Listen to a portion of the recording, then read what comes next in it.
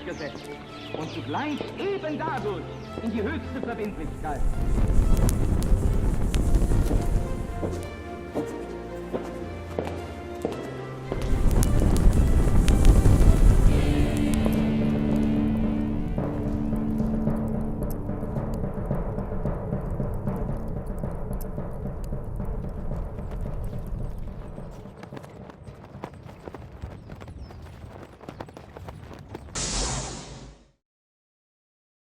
Bienvenidos nuevamente a La Brújula, este programa que hacemos en Conclusión TV. Lucas Carena, que es quien les habla, y Pablo Javier Dávole, un gran amigo. Lo tengo un poco lejos, igual voy a estrecharle la mano. Extender tu mano. ¿Cómo andás, Lucas? Hola a todos. ¿Cómo estás, Pablo? ¿Bien? Muy bien, todo bien. Bueno, nos reencontramos nuevamente con repercusiones. Vos sabés, Pablo, que hace 2 semanas que no paro. Y es algo que me sorprendió gratamente. No paro de mandar artículos de Popper. ¿El artículo de Popper? Sí, uno, pero muy bien, a ver. Te felicito y me alegra. Pero no, lo que me contenta es que haya despertado interés un tema tan epistemológico, por ahí, pero, que tiene que ver con campos de las ciencias y que haya habido lógica. De la lógica. Pero tal vez es lo que esté, o sea, lo que se esté necesitando, recuperar ciertas pautas de lógica como para poder razonar con claridad. No, por eso digo que me sorprendió gratamente, porque es con los que usualmente uno adormece a sus alumnos en la universidad, y que gente por motus propio se interese por estos temas y te pida con mucho entusiasmo que le acerquemos el artículo. Así que me sorprendió gratamente y se lo compartí a varias personas y lo sigo haciendo. Me parece muy bien. Es un artículo del cual, digamos, otros lectores, aparte de yo mismo, que lo he leído y de hecho lo elogié públicamente en ese programa, me gustó mucho el artículo, pero otros lectores del artículo, algunos alumnos míos, colegas, también han quedado gratamente sorprendidos. Igual lo mío es digamos, iba más allá de la autoría del artículo o del artículo en sí mismo, sino que la llegada que tiene el programa, y que el programa, darle tratamiento al artículo, no pensé que iba a haber tantas personas con vocación de querer y el programa adentrarse también, en ese tema. Tal cual, y el programa también, ese programa en particular, ha tenido especial difusión, o sea, digamos, tiene muchas vistas, y bueno, también muchos likes. Bueno, mucha gente que le ha gustado. Así que siempre invitamos a seguirnos, a compartir, y también, por supuesto, a colaborar. También hemos tenido colaboraciones, donaciones, apoyos económicos, que nosotros lo tomamos como lo que son, señales de que, bueno, los frutos del trabajo que uno le dedica a esto, así es. Que además ninguno de los dos vive de esto, ni del periodismo, ni demás. Somos 2 simples amigos docentes que tratan de hacer docencia o de compartir temas, de intercambiar opiniones en este espacio para llegar a ustedes. Entonces, bueno, cuando vemos que hay devoluciones, cuando hay rebote, nos pone muy contentos. Así que bueno, también agradecidos por todos aquellos que han colaborado económicamente o opinando o comentando o pidiéndonos con alguna suscripción, artículos o con suscripciones y apoyos en general. Tanto es así que de hecho estaba recién, y es poco ortodoxo frente a la cámara, pero estaba contestando un mensaje por la mensajería del Facebook, preguntándole a una persona que había hecho puntualmente una donación, una ayuda económica, que nos gustaría mencionarla, y nos dijo que no. Y mucha gente, muchas veces nos pasa, así que aprovecho también para aclarar, porque estaba mirando con el celular hacia abajo, con el celular en la mano. Muchas veces nos pasa que hay gente que dice que no, que prefiere que no les hagamos ningún reconocimiento público. Con lo cual eso también, digamos, respetable, pero bueno, sepan que ese agradecimiento de nuestra parte siempre está. Y también me llama la atención porque fíjate que gente que no quiere figurar, en el sentido de que no pretende figurar, me refiero, no tiene ningún interés en hacerlo, sino simplemente, y a esto me refería, tiene la generosidad de querer ayudar a nuestro proyecto que compartimos con ustedes. Por supuesto. Bueno, Pablo, vos sabés que, bueno, la Brújula se ha venido como proyecto compartido que tenemos, siempre, bueno, desenvolviendo en distintos teatros de operaciones, en distintos terrenos que van de temas políticos, económicos, sociológicos, filosóficos. pero también teológicos, ¿no? Y hoy quería retomar, y fue un poco a recomendación o a sugerencia tuya, retomar un tema que ha sobrevolado distintos episodios de este humilde espacio, pero que es un concepto clave, que tiene un montón de aristas para explorar, que es el concepto, la noción de teandrismo, ¿no? Esta idea de la unión de lo divino y de lo humano como característica distinguible, originalísima y sustancial de la teología cristiana. Así es. Y particularmente católica, si me apuras a hacer alguna disquisición todavía un poquito más profunda.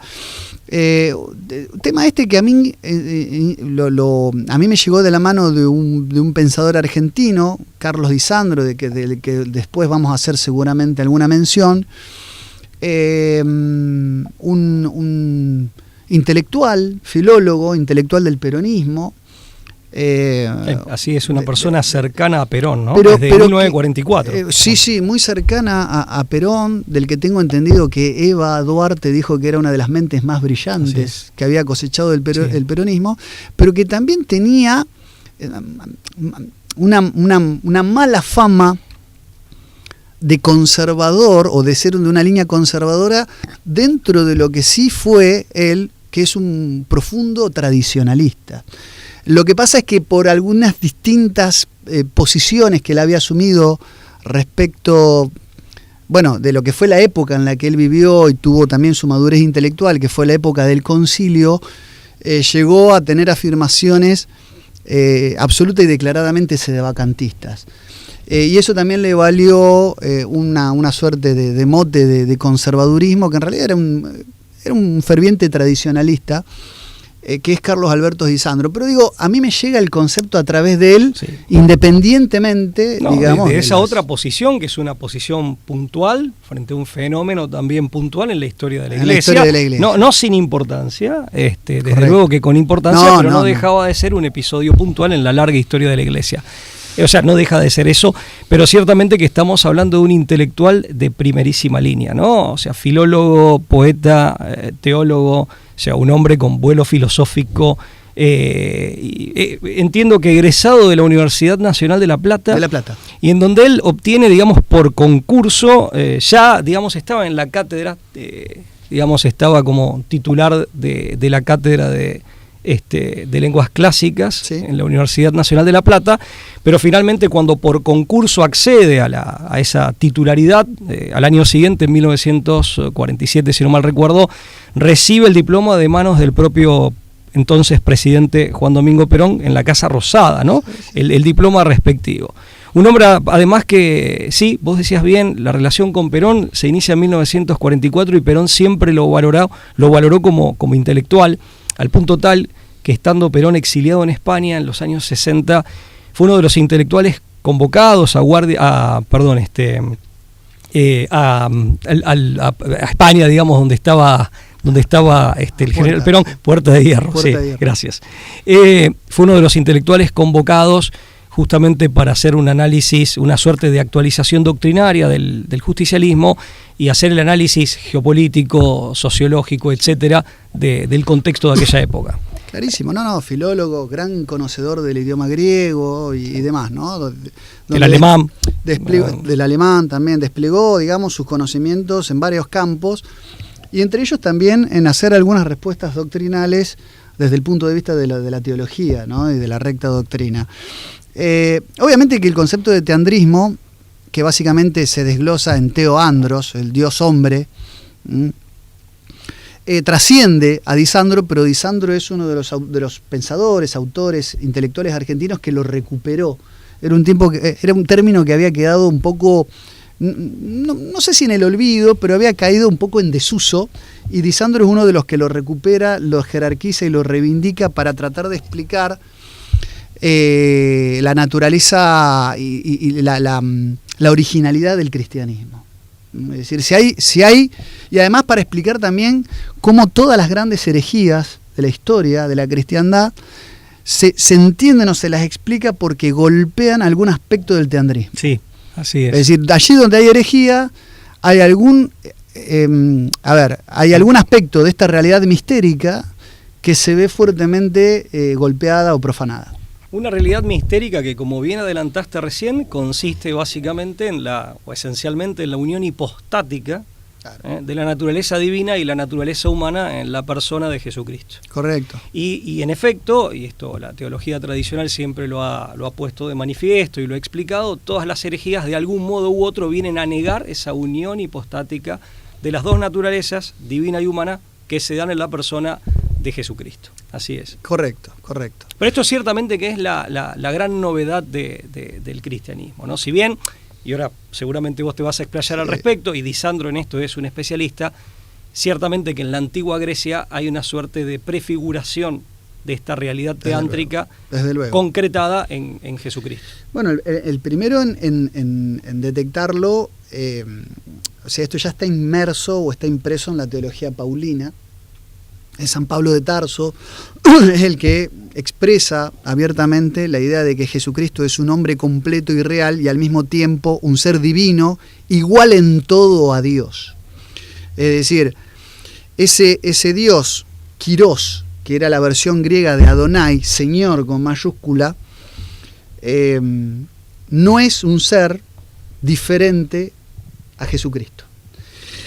Sin que por ello, en la teología de San Pablo de Tarso, esto según los estudios bíblicos que hace José María González Ruiz, el primer autor que traemos a colación para esto, sin que por eso se derogue el monoteísmo de la concepción de un único Dios, ¿no?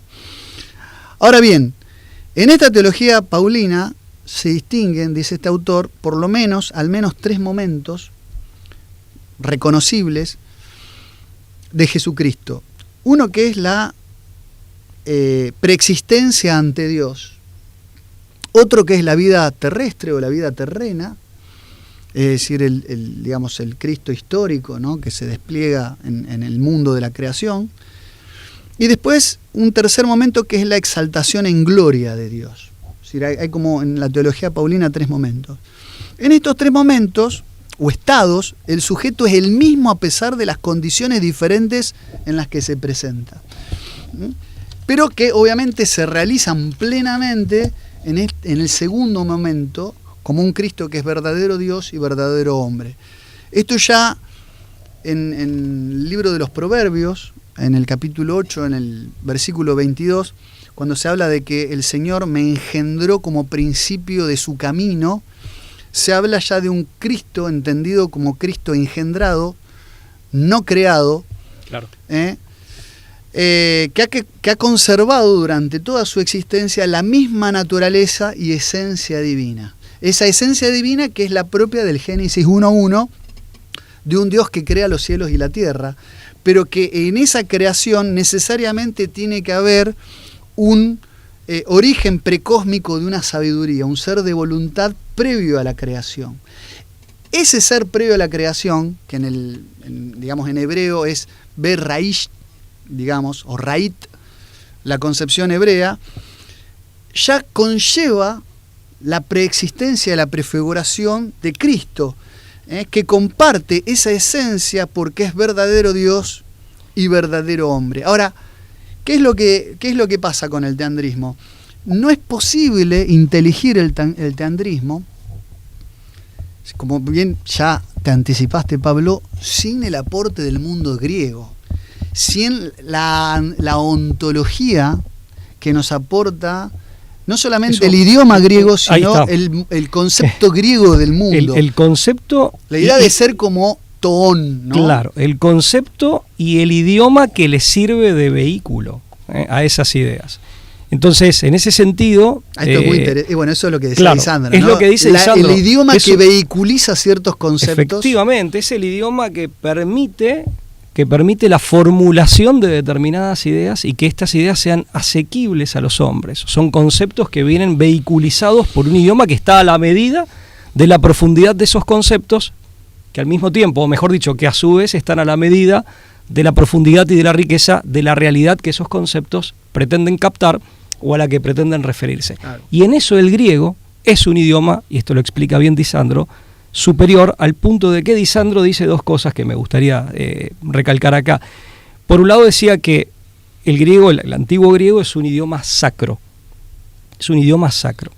Y por otra parte dice, hay en efecto, en el sentido religioso de la expresión, una revelación. Esto lo dice desde el catolicismo, una revelación de los antiguos griegos, o hecha a los antiguos griegos. Claro. Después está lo que tantas veces hemos dicho en este programa, citándolo al padre Alfredo Sáenz.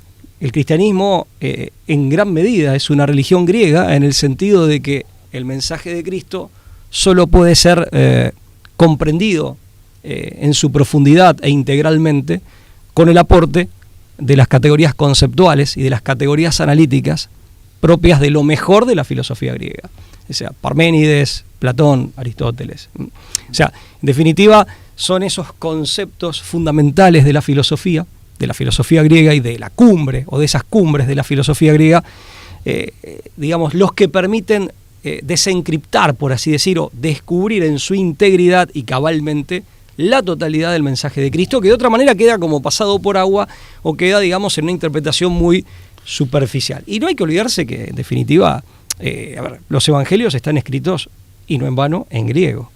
Sí, ¿no? claro, sí. Bueno, los evangelistas escribieron en griego. Sí, la primera versión, por lo menos difundida, de la Septuaginta, ¿no? La Biblia de los 72 en perfecto griego. Totalmente. Y fíjate que esto también lo dice Disandro, cierta prefiguración precristiana del teandrismo en el Antiguo Testamento solo aparecería, o aparece tímidamente, insinuada, en el libro de la sabiduría, pero que es un libro que ya está escrito en griego. Una cosa importante, Lucas, respecto de la disquisición anterior en cuanto a la persona de Jesucristo.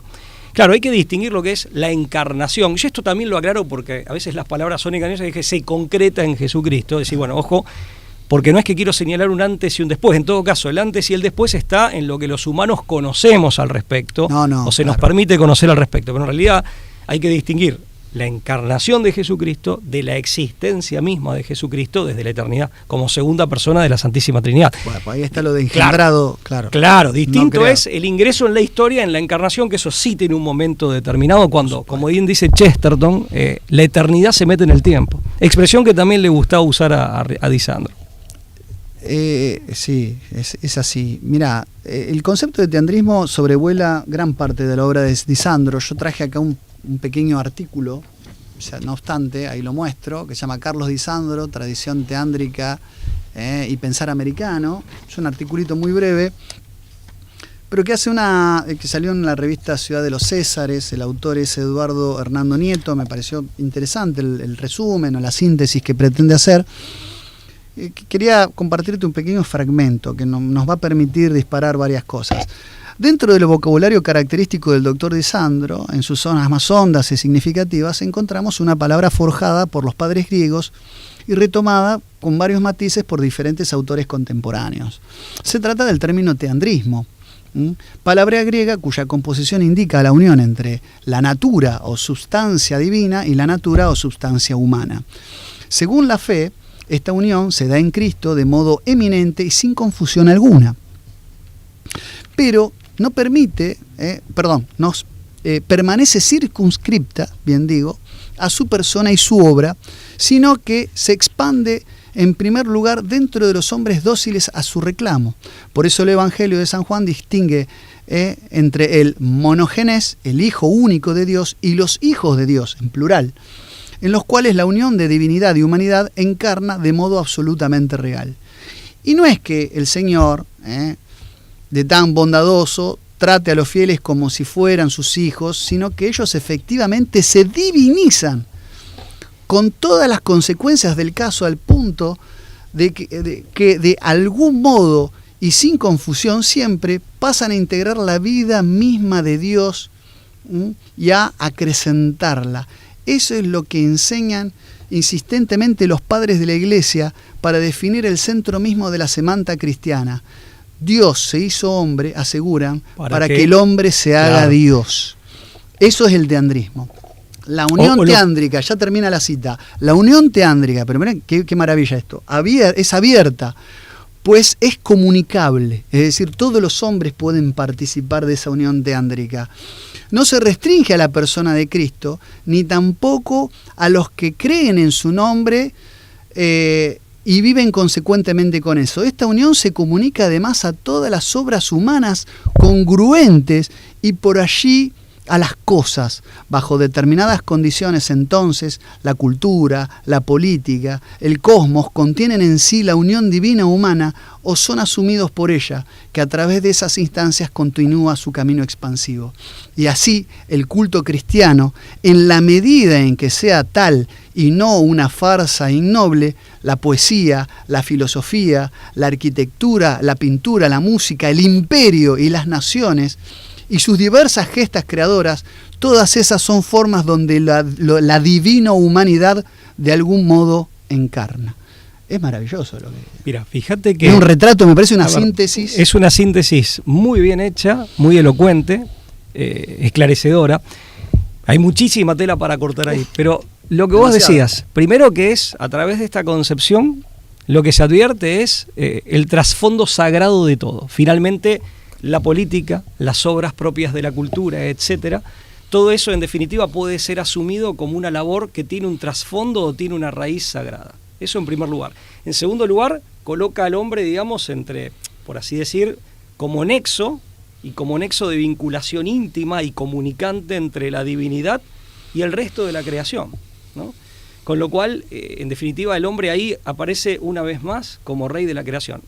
Y en tercer lugar, lo que se puede decir también es que justamente hay una cita del padre José Kentenich. Nosotros siempre consagramos este programa cosa que hoy no hicimos. Claro, aprovechamos para hacerlo en este momento. A Nuestra Señora de Schoenstatt, a la Virgen, en su advocación de Nuestra Señora de Schoenstatt, la Virgen María. Y el padre José Kentenich, fundador del movimiento apostólico de Schoenstatt en Alemania, justamente él hablaba de esa comunión con Dios que se da en la visión beatífica en el cielo, que no es simplemente estar con Dios, es ser en Dios. Donde el yo adquiere la plenitud, y habla de la divinización del yo sin perder su condición humana, y adquiriendo en esa divinización de la comunión eterna con Dios, adquiriendo la plenitud de ese mismo yo. O sea, no es la dilución del yo como se podría pensar en un nirvana, ni en nada que se le parezca. Al contrario, es llevar el yo a su máxima expresión en esa comunión con Dios, que es ser con Dios y ser en Dios, no simplemente estar, que es como normalmente uno, trivializando un poco la idea del cielo, lo imagina. Y esto lo han visto bien los místicos, sobre todo los místicos, esto lo explica Castellani, que en la terminología de San Pablo llegan a ese tercer rapto, ¿no? Que por momentos tienen fugazmente, también lo explicaba San Agustín, fugazmente y parcialmente tienen un adelanto de esa visión beatífica ya en esta vida. Pero fíjate que esto culturalmente y en lo que atañe a la actividad del hombre en esta vida, tiene consecuencias enormes, porque significa que el hombre debe asumir su trabajo, la actividad política, sus relaciones de amistad, de familia, su relación con la naturaleza, desde esta perspectiva que necesariamente implica aportar toda esa dimensión sagrada a lo que hace. Correcto. Déjame meter esto nada más y después, si queremos, dos cosas voy a decir, de las muchas que se pueden decir. Por eso Di Sandro en algunas conferencias decía, quejándose de la falta de reflexión sobre la problemática del trabajo en el mundo moderno, diciendo que solamente los marxistas estaban abocados a esa tarea de una reflexión profunda, aunque desde nuestro punto de vista errada, se quejaba que desde el sector católico, por así decir, no hubiera una reflexión que aspirara a la misma profundidad, o que pretendiera a la misma profundidad. Él decía que justamente había que ir en este camino para tener justamente una concepción del trabajo que permitiera la reivindicación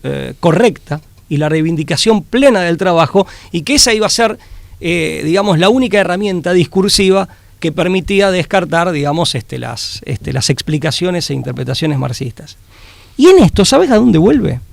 Di Sandro dice, hay que remontarse incluso a esta prefiguración teándrica en la antigua Grecia, que él ve antes que en Platón, en el siglo VIII a.C., y antes que en la filosofía, en la poesía y en Hesíodo. Claro.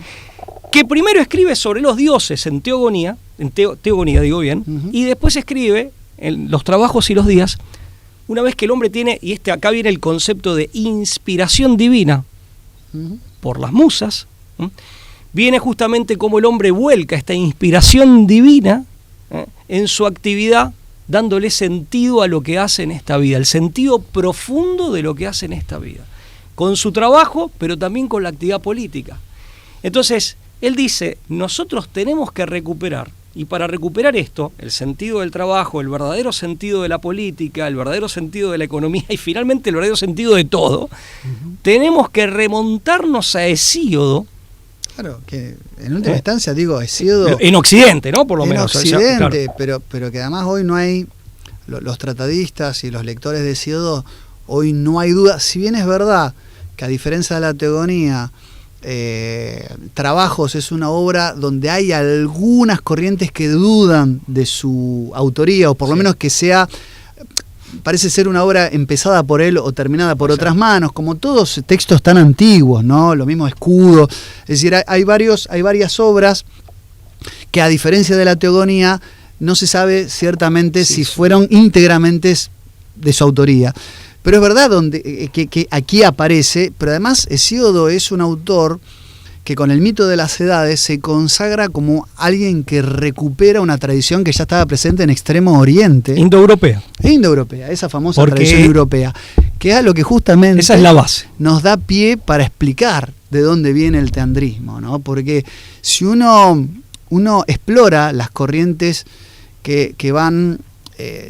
yo le llamo el entorno al Valle del Indo, es decir, las tradiciones indoeuropeas se pueden identificar en lo que es el Valle del Indo, que están de alguna manera enfrentadas, o por lo menos en una vertiente distinta de los que son las tradiciones del Valle del Nilo, donde podríamos ubicar, por ejemplo, las tradiciones semíticas, donde estaría, qué sé yo, la cultura desde Sumeria a Babilonia, digamos, y también la cultura hebrea. Hay dos concepciones no necesariamente incompatibles, o mejor solamente una síntesis superadora por la revelación del cristianismo, pero donde encajaría mucho más fácilmente la idea del teandrismo en esta primera, donde la idea de lo divino y de lo humano ya vienen de la mano desde tiempos remotos, inmemorables, ¿no? Sí, en la tradición semítica, permitidme decir esto, claro. Digamos, Dios aparece siempre como un absoluto otro, hay una alteridad. O sea, bueno, respecto del hombre. Ahí entramos en el terreno de la doctrina del Dios distante. El Dios distante. Es un otro absoluto, es decir, hay una alteridad que impide que las dos naturalezas puedan coexistir en una única persona desde ya, ¿no? Mucho más reflejado, y ahí está el ejemplo más claro, en el Dios veterotestamentario, un Dios cuyo nombre no ha de ser pronunciado, un Dios que se presenta simplemente como el que es, Éxodo 3:14, ¿no? Soy el que soy, que no es incompatible con un Dios revelado, pero es un Dios que en todo caso no ha desplegado su esencia en plenitud, o que se reserva en su plan divino, en su ley eterna, no conocible o cognoscible para todos los hombres, algunos aspectos que recién van a cobrar pleno sentido con la revelación, por lo menos para así la tradición cristiana. En algún punto, y esto que se entienda bien, en algún punto o en cierta medida, si es que cabe decirlo así, se mantiene oculto. No totalmente oculto, porque bien entendido, es correcto. Porque se manifiesta, pero es cierto que no manifiesta su rostro, ni su nombre. Bueno, soy el que soy, en definitiva es. Pero la idea del tetragramaton, o sea, es un Dios ley. Se acerca más a un Dios palabra, cuyos designios son inescrutables, o sea, por eso hay que cumplir con la ley, es una suerte de positivismo. Efectivamente, es decir, por eso las religiones que abrazan la doctrina del Dios distante se inclinan más a abrazar preceptos, cumplir preceptos, esta idea de los 10 mandamientos, como para decirlo dando un ejemplo concreto, tablas de la ley, son voluntad de Dios expresada, voluntad divina expresada en mandamientos, en mandatos, en leyes que deben ser cumplidas. Sí. ¿No? Hay una moral, si se quiere, que es concebida en términos éticos más, en un sentido más de reglamento, más reglamentarista. Sí, por supuesto. Mientras que las tradiciones indoeuropeas, más de reglas. Sí. Las tradiciones indoeuropeas, en cambio, hacen de lo religioso una concepción totalmente distinta. El mito griego, sobre todo, realizaba la idea de lo bueno a través del ejemplo. El ejemplo plasmado en el héroe. O sea, el héroe era visión ejemplificadora. Por empezar, el héroe generalmente era semidios. Con lo cual ya había divinidad en el héroe. O la idea de lo humano y lo divino más cerca. Estaban en una aproximadas. Mucho más estrecha es la relación. Pero más allá de que esta idea del dios hombre o del semidios ya es previo a la era cristiana, está muy marcada. Esta cercanía entre lo divino y lo humano, a tal punto de que los dioses del Olimpo también estaban tan cerca que estaban arriba de una montaña. Es decir, no es casual esta figuración, no solo de dioses antropomórficos, que incluso adolecían de tener las mismas pasiones o los mismos vicios que los hombres. Eso para el vulgo, ¿no? Digamos, o sea, en interpretaciones más de menor profundidad. Pero es cierto que sí, claro, que la cercanía está ahí también. Lo que pasa es que también hay que entender también el salto de esa concepción netamente mitológica del mundo hasta el panteón de los dioses olímpicos, donde hay también varias generaciones de dioses, hay una evolución del concepto de la divinidad, y lo que es la aparición del Logos. Con la aparición del Logos aparecen las semillas de verdad protocristianas que ya hablan de un ontos, de un ser que se aproxima mucho más a un Dios incognoscible, uno, ¿no?, que es el propio que luego, digamos, va a aparecer o se va a figurar en el Dios cristiano. Pero, digo, en la tradición... Cristo es el Logos, ¿no? Es San Juan pone, es verbo, claro, es verbo encarnado. Una curiosidad que leí el otro día que yo no lo tenía presente, que también lo cuenta Disandro en uno de sus seminarios, repasando un poco para hacer este programa, cuando nos habíamos propuesto este tema. Fíjate que San Juan arranca su evangelio diciendo: en el principio era el Logos, o sea, era el verbo y el verbo era Dios, es el Logos, la palabra que utiliza es el Logos. Claro. En el Fausto de Goethe, cuando Goethe se plantea de cómo traducir esto al alemán y le cambia el significado, ahí se le aparece Mefistófeles. Cuando él empieza a cambiar los significados de esta frase, ensayando la traducción al alemán. Muy sugestivo, muy significativo. Claro. Porque se le complicaba en el alemán, mira que es un idioma súper filosófico, lo que plantea Goethe es que Fausto se le complicaba encontrar una palabra que realmente expresara lo que había querido decir San Juan y que lo había dicho en griego. Entonces, y al cambiarle el significado, el que se le hace presente es el diablo. Increíble eso, sí, muy sugestivo. Sí, no hay duda que en la idea de logo y de logos está la presencia crística, la semilla crística, no se puede concebir de otra manera, pero sí es verdad que estas diferencias entre la doctrina del Dios distante y la doctrina del Dios cercano es donde obviamente que el teandrismo tiene lugar en esta concepción. Yo siempre fui de la idea, creo que vos, Pablo, también, de que la inclinación también a abrazar el cristianismo entre Corintios, Efesios, es decir, aquellas primeras comunidades cristianas con las que Pablo tiene intercambio epistolar. ¿Griegas o helenizadas? Macedonios, griegas o helenizadas. Macedonios, hasta Antioquía, si querés. Había cristianos en Atenas, comunidades más pequeñas, pero también los había.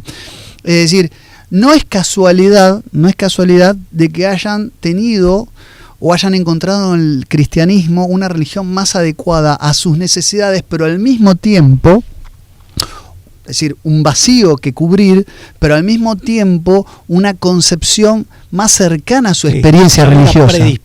Hay una predisposición. Sí. Bueno, a ver, lo que dice Disandro respecto de la poesía, Disandro distingue dos líneas, ¿no? La línea glorificante y la línea cognoscente en la antigua Grecia. La glorificante es la más antigua, la de mayor antigüedad, que básicamente podríamos decir, si tuviéramos que señalar hitos, Hesíodo, tendríamos que mencionar a Píndaro y a Esquilo, ¿no?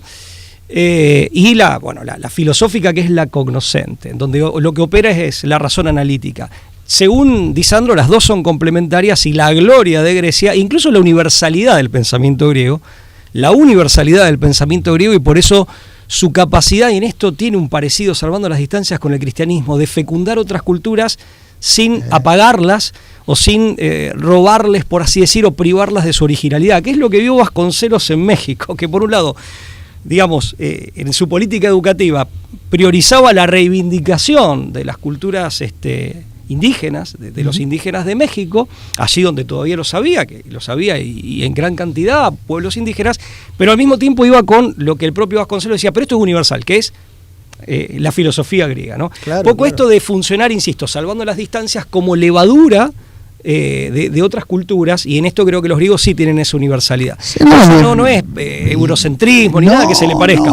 Y sí, aparte ese dejo de civilizatorio. Claro, ¿no? De sembrar civilización. Ahora, fíjate a través del universalismo. La primera tiene que ver con el canto, que cuando vos lees lo que dice Hesíodo, las musas, y ahí viene el hombre musical, claro, que es el hombre espiritualizado, que es el hombre inspirado, que logra, digamos, inhabitar en Dios y que Dios inhabite en él, o sea, una suerte de comunión. Este hombre que hasta ese momento era un pastor, Hesíodo, era un hombre común y se ve inspirado, en definitiva, en ese contacto interno, íntimo con lo divino, obtiene esa inspiración, y ahí aparece el hombre musical que es el poeta, pero el poeta no en el sentido moderno, sino en el sentido antiguo, que es un sentido religioso y místico muy profundo. Y después está la línea filosófica, respecto de esto del canto, las musas le hablan de lo que en la misa católica, viste, cuando dicen permítenos asociarnos a los coros celestiales, los coros angélicos. Bueno, eso es la musa, que aparte las musas son personificaciones, hipostáticas también, son personificaciones de la memoria eterna divina. O sea, la interpretación es esa de las musas. ¿Qué son las musas? No son simplemente hijas de Dios. No. Son personificaciones, o por lo menos Disandro plantea esa interpretación más profunda, y que va más allá de la mitología, digamos, en el sentido más superficial. Son personificaciones de la memoria divina, de la memoria del intelecto divino. Entonces el hombre, inspirado por esas musas, entra en sintonía con el nous, con la inteligencia divina, que es razón universal y que es causa del logos. Y la línea cognoscente ya la sabemos, básicamente yo los mencioné, creo que los hitos son Parménides, Platón y Aristóteles, ¿no? O sea, que es la línea de la razón analítica. Creo que el puente más claro está entre Hesíodo y Platón. Porque esto también del recordar, el conocer como recordar, que sería esa suerte de mnemotecnia respecto de la razón divina y la memoria divina. Sí. Ahí habría que incluir a los eleatas, a Parménides, a Zenón. Sí, que aparte desde el punto de vista cristiano, ese olvido, desde el punto de vista cristiano, es básicamente la pérdida de la ciencia infusa por la expulsión del paraíso terrenal, o la salida del paraíso terrenal por el pecado original. Claro. O sea, no deja de ser en definitiva un olvido y un caer en la ignorancia, si se quiere, pero básicamente por una ciencia que poseíamos, pero que, ya dañados por el pecado original, hemos perdido. Sí, digamos, nuestro origen, la caída originaria, ¿no? Así es. Una cosa, como es decir, para no reducir, evidentemente que el idioma griego, el concepto de logos y de ontologos griegos son fundamentales para entender al teandrismo y a este Dios revelado, desde luego. Sí hay que decir que también hay en el cristianismo un elemento superador de lo que son los llamados fatalismos precristianos. Del lado de las tradiciones semíticas, el propio concepto del Dios distante implicaba el fatalismo de que la voluntad de Dios, al que solamente podríamos tratar de agradar mediante el sacrificio, mediante el cumplimiento de estos preceptos de los que hablábamos antes, era una voluntad que podía coincidir o no con la del hombre, o mejor dicho, el hombre estaba absolutamente en un estado de indefensión frente a esa voluntad, y al no conocer el plan divino debería someterse a esa voluntad, incluso aunque supere su comprensión. Y eso genera en la doctrina del Dios distante a un hombre mínimo frente a lo divino. Es decir, que no hay una potenciación del hombre que pueda conjugar o ser parte de lo divino. Puede en todo caso tratar de agradar, ¿no?, y de estar en consonancia con lo divino, pero ahí hay un fatalismo, hay una suerte de, como decíamos, abismo que con el cristianismo se supera. ¿Por qué? Porque eso que estaba lejos ahora vuelve a estar cerca. No solo cerca, en contacto, porque es Dios ahora el que asume, ¿no? La persona de Dios que asume una naturaleza humana. Del otro lado, no es tanto por una cuestión antropomórfica, pero sí politeísta que existía. Estamos hablando siempre, como bien dijiste, antes de la aparición de ese logos que prefiguraba la idea de un Dios único. Es decir, ya Platón abandona un poco esta idea, ¿no?, del Dios antropomórfico politeísta, pero por sus propias consideraciones filosóficas. Pero es verdad que son los mitos que Platón, digamos, que empieza como claro, a relegar, ¿no? Platón hay ciertos mitos que rescata, incluso les da una cobertura, por así decir, filosófica, descubriendo que tienen un fundamento que incluso se puede justificar racionalmente, pero hay otros que no. Se hace una suerte de distingo, ¿no? Sí. Entre buenos mitos y malos mitos. Y aparte hay una valoración, hay una valoración pedagógica del mito, pero no deja de tener un fundamento como es la filosofía que nace, en la época dorada, ¿no?, de Pericles en adelante. ¿Qué tiene que ver con el fatalismo? Sí, si bien no por Pericles, ¿no?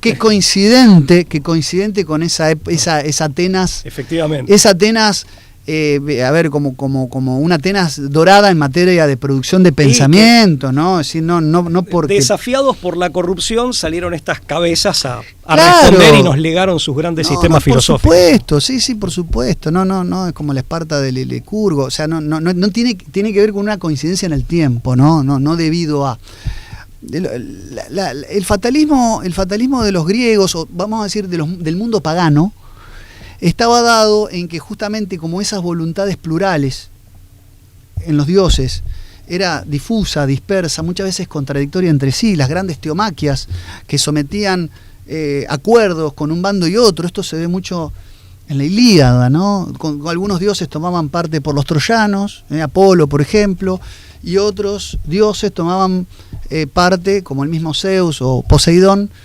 por los griegos, ¿no? Por los, vamos a llamarlos los dánaos, los argivas y los aqueos. En las grandes teomaquias se veía que las voluntades no siempre confluían y coincidían.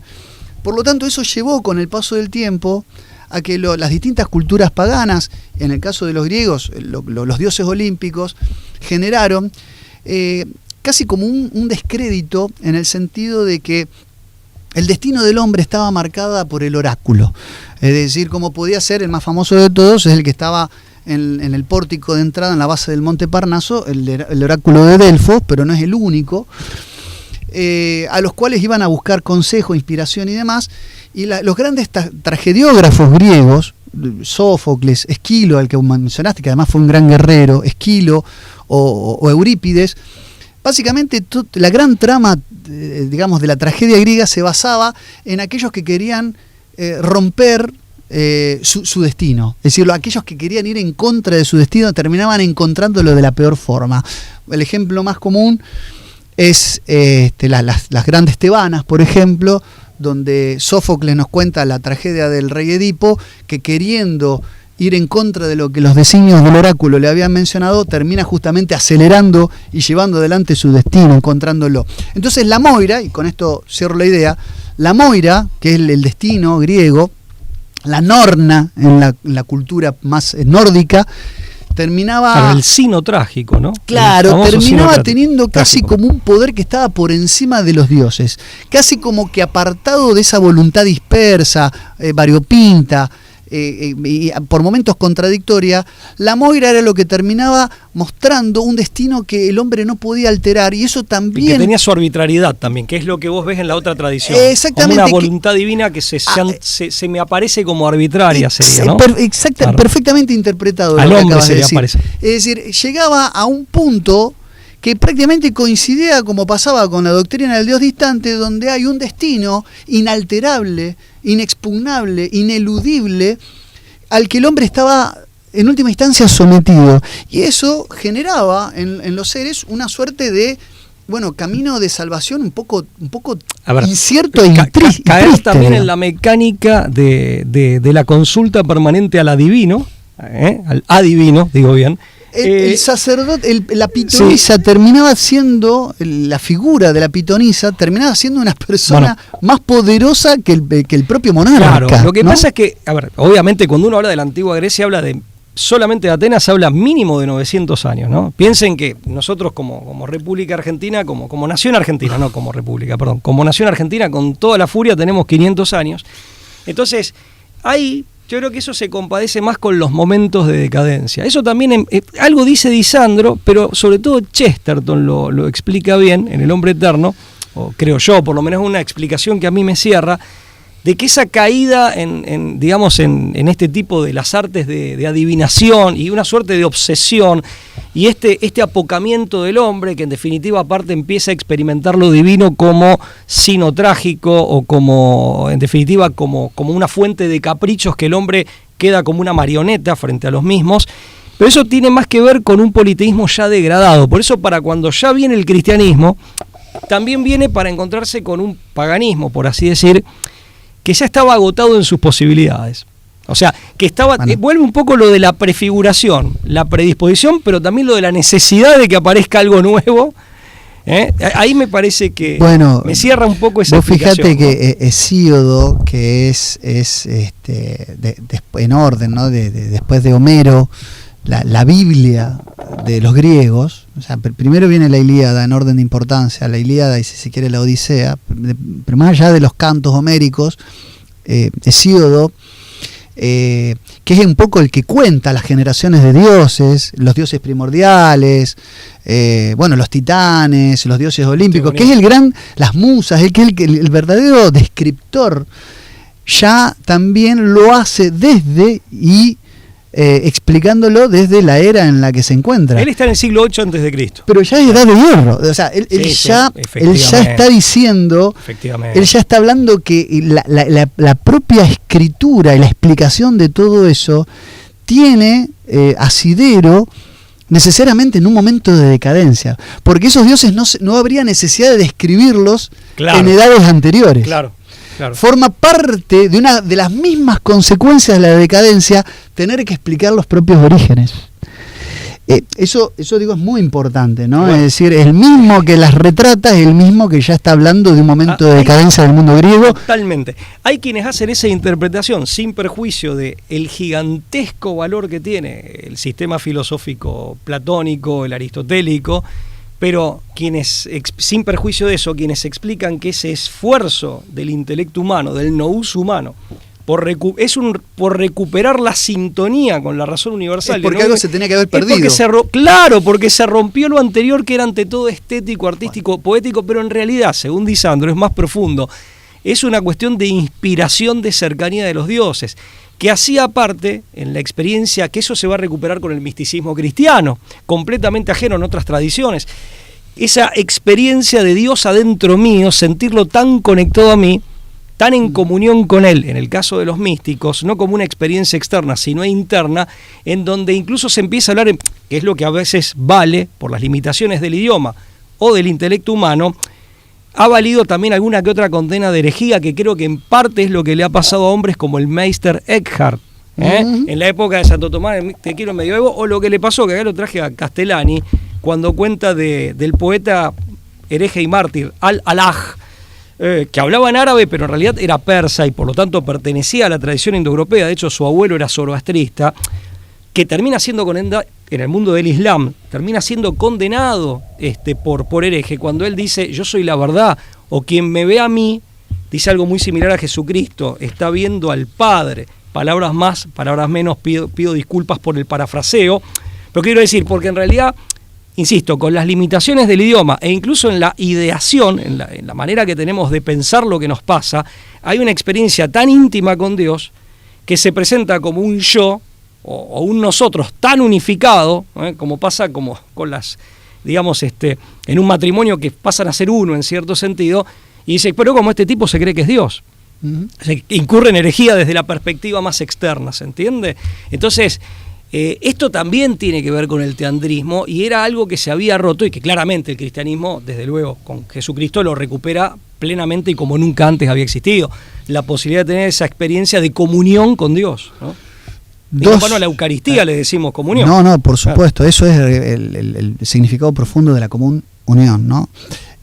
2 o 3 cositas más, muy brevemente. Yo ya después, si querés, vamos llegando a las conclusiones finales, pero porque es un tema que da para muchísimo, pero creo que podemos hacer algunas precisiones. ¿Qué es lo que permite el teandrismo en la concepción cristiana de la revelación? Es al mundo de la doctrina del Dios distante, del Dios alejado, es, bueno, mostrar el verdadero rostro de ese Dios, que ya no es distante, ya mostrarlo como alguien cercano, alguien próximo, y la posibilidad del hombre de divinizarse. O sea, el hombre ya no es una mera criatura que forma parte del proyecto divino. Incluso muchos de los desvíos de las tradiciones semíticas llegaron a interpretar justamente la unión de lo divino humano por vía cabalística, como emanación o como manifestación, cayendo en concepciones panteístas muchas veces que justamente en vez de divinizar al hombre o divinizar la creación, reducir a Dios a su propia creación. Sí, ¿no? sí. Es la divinización del hombre, pero por el hombre mismo. Bueno. Claro. Del otro lado, el cristianismo le permite al mundo pagano, al mundo... Es una inversión, perdón, lo aclaro, es una inversión. Por eso es un desvío, o sea, lo exime de ese desvío. Del otro lado, le permite al mundo griego, al mundo pagano en general, ya no superar el fatalismo del destino y lograr un protagonismo activo en el camino de su propia salvación. Es decir, ese destino al que no podíamos surcir de ninguna manera, el cristianismo nos permite transitar una vía activa de salvación a través de esta común unión. Y otra cosa que quería decir que digo que me parece que es clave, es que en esa, por así decir, la superación, y también así como está el desvío cabalístico, que tiene su retrato en manifestaciones de Abraham Abulafia a Pico de la Mirándola, ¿no? Es decir, una cábala cristiana, es decir, fue muy, muy marcada la influencia de la cábala en cierto momento de la historia de Occidente. Del otro lado también está el desvío gnóstico, que está muy influenciado por la herejía marcionista de directamente romper o bifurcar la idea del Dios del Antiguo Testamento, de un Dios demiurgo, o sea que la creación es en todo plano algo malo, y un verdadero Dios incognoscible que sería un Dios distinto. Así es la doctrina de los dos dioses. Eso también es el otro desvío, el cual el cristianismo resulta superador, que además es un desvío que solamente se alcanza, digamos, una vía de plenitud de salvación por vía iniciática, pero no de común unión con un uno que salva a través de, con lo cual se cae en algo que no es teandrismo, sino que es el androteísmo, en el cual cada uno o cada quien es su propio Dios. Ese es otro también desvío del cual el cristianismo es superador. Dicho esto, digo una cosa más. El mundo y la concepción moderna del mundo, lamentablemente, ha dejado, junto con el teandrismo, lo que fue una idea, una concepción gibelina del mundo, y esto lo quería también decir, lo quería anunciar, en el cual justamente no se podía separar lo divino, por ejemplo, de toda manifestación humana, precisamente en esa conjunción teándrica, por lo cual el arte, la cultura, la manifestación artística, esto que vos hablabas de la musa, todo lo que de la musa salía, era necesariamente una expresión de lo divino. Entonces, separar la política, separar el estado de la religión, separar la economía de la familia y el bien común, separar el mundo de lo sociológico o del conocimiento científico de la idea de Dios, son todas formas de romper la idea gibelina del mundo, que en el fondo era una idea profundamente teándrica.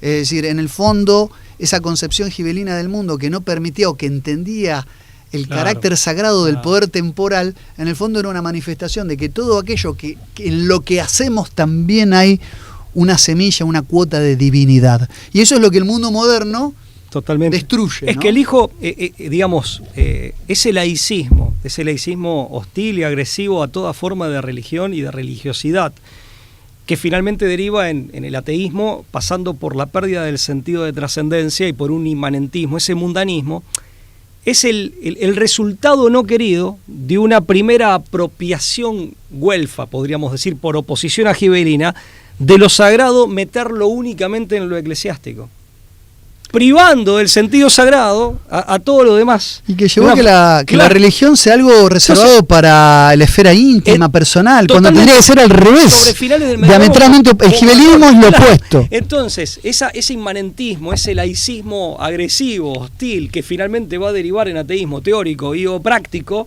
es una suerte de consecuencia, seguramente que no querida, y lo hemos dicho en algún... Del noche, cuando hablamos de Claro, la noche. de ese güelfismo que pretende la monopolización de lo sagrado y la reclusión de lo sagrado en lo eclesiástico. Bueno, pero Que termina no siendo una nada. concesión, Claro. termina siendo una concesión al inmanentismo.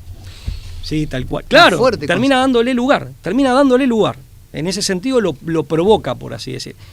Mirá, como para cerrar yo es muy difícil. Primero encontré la cita de las varias que hace Castellani en Está este bien, libro para la Psicología precisión de Al-Alaj. bibliográfica. Claro, porque uno cita un místico indoeuropeo, persa, si bien él escribe y habla en árabe.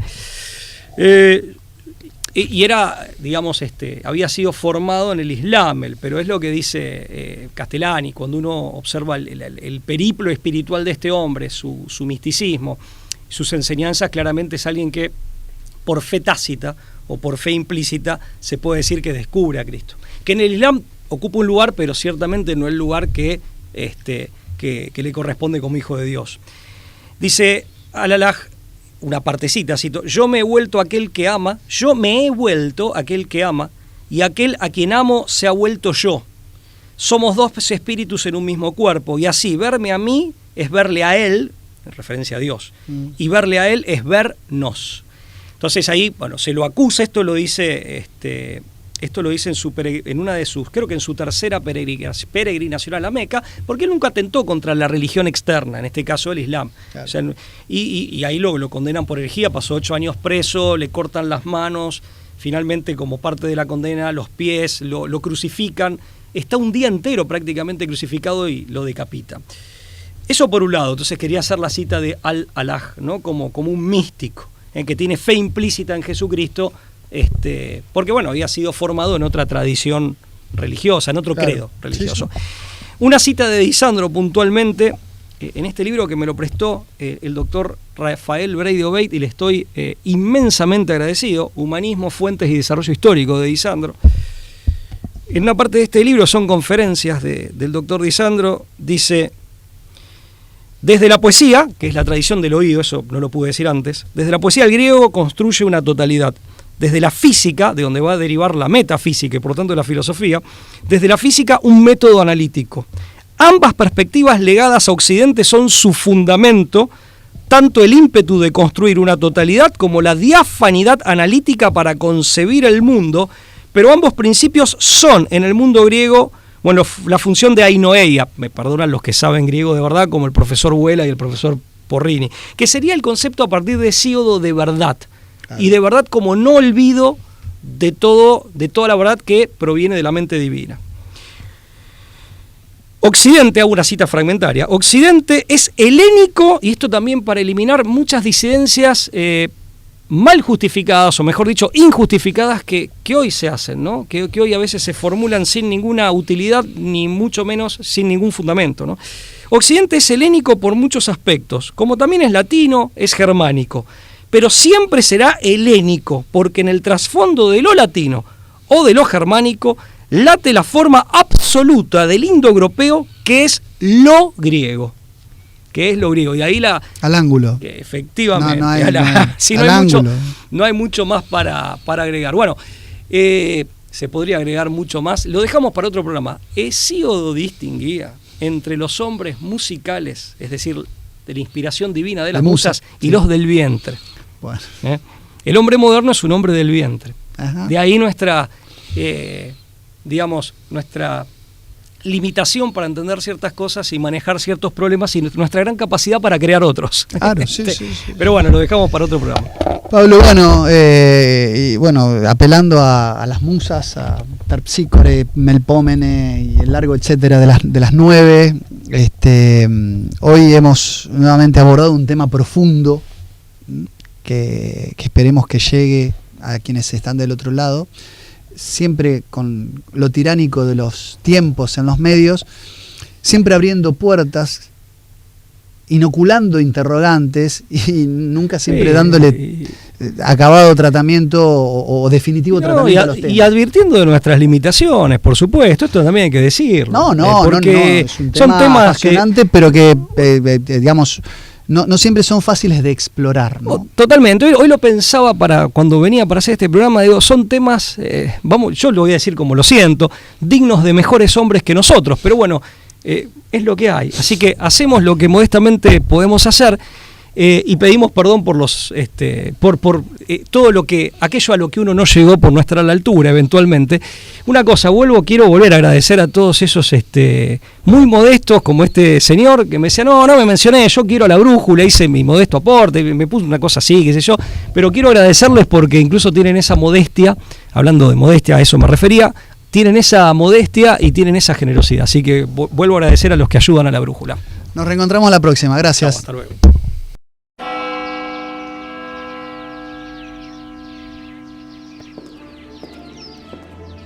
Freiheit gesetzt und zugleich eben dadurch in die höchste Verbindlichkeit.